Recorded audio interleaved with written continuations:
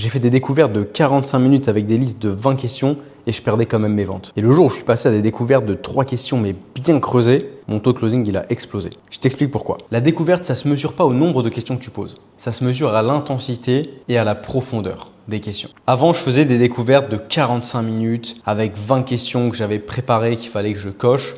Au final, je faisais pas plus de ventes que ça.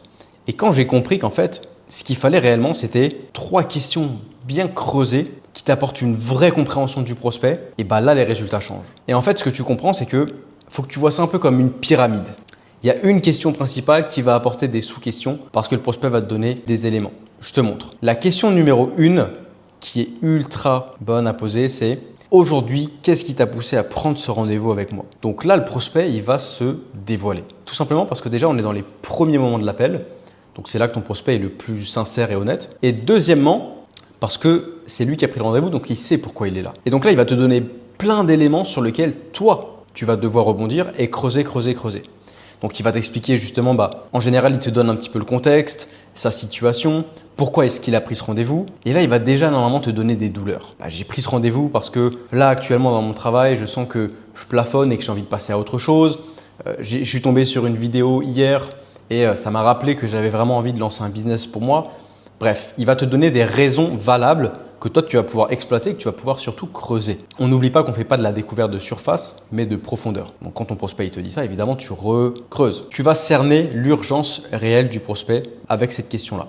Ensuite, la question numéro 2, si jamais tu n'as pas évoqué sa situation, alors il faut absolument que toi, tu cernes cette question. Il t'a donné le pourquoi est-ce qu'il a pris ce rendez-vous. Maintenant, tu veux comprendre, il y a forcément une situation qui a fait que tu as pris ce rendez-vous. Et cette situation, c'est quoi? Donc, quand tu lui poses cette question, là, il va te donner des éléments. Là, par exemple, je suis salarié chez Auchan ou je suis salarié dans une boîte, je suis cadre, peu importe. Ok, très bien. Ça fait combien de temps que tu es dans cette situation? Ça va faire maintenant 5 ans, 4 ans, 6 ans, 3 ans. Ok. Et pourquoi du coup tu as envie de changer? Qu'est-ce qui fait que tu n'aimes pas cette situation? Et là, tu reviens sur trouver les douleurs. Absolument trouver les douleurs de ton prospect. Donc là, il va se livrer. Qu'est-ce qui ne te plaît pas là-dedans? X, Y, Z, la liberté, le travail, l'argent, je ne peux pas voir ma famille, je ne peux pas profiter de mon temps, etc., etc. Et toi, il faut absolument que tu creuses. À chaque fois que tu creuses. D'accord, donc si je comprends bien, ce que tu veux, toi, aujourd'hui, c'est… Et là, tu résumes ce qui t'a évoqué. Et qu'est-ce qui t'a empêché de changer les choses jusqu'ici? Tu me dis que ça fait 5 ans que tu es dans cette situation. Pourquoi tu n'as pas lancé le process avant? Donc là, tu lui fais réaliser aussi que pourquoi tu t'es pas lancé avant? Qu'est-ce qui a fait que tu as bloqué? Donc là, il va te donner ses freins. Avant, j'avais pas le temps. Avant, je sentais que c'était pas forcément le bon moment. Ok, donc là, tu reviens. Donc, qu'est-ce qui fait que là, tu as eu le déclic hier? Pourquoi tu as pris ce rendez-vous hier? Tu vois? En fait, tu peux toujours rebondir sur ce que te dit le prospect. C'est ultra important que tu comprennes ça.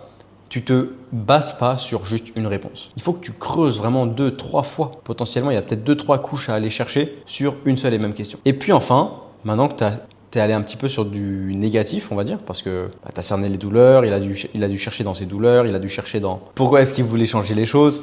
Donc, là, on arrive sur le point un peu plus positif, la vision. Dans 3 mois, grâce au programme, où est-ce que tu te vois? Tu veux être où? Alors, je dis 3 mois, ça va dépendre de la durée de l'accompagnement. Si l'accompagnement dure 3 mois, c'est bien de donner une échelle de 3 mois. S'il dure 6 mois, tu peux donner une échelle de 6 mois. Où est-ce que tu te vois? On va prendre une niche au hasard, investissement immobilier, e-commerce, peu importe.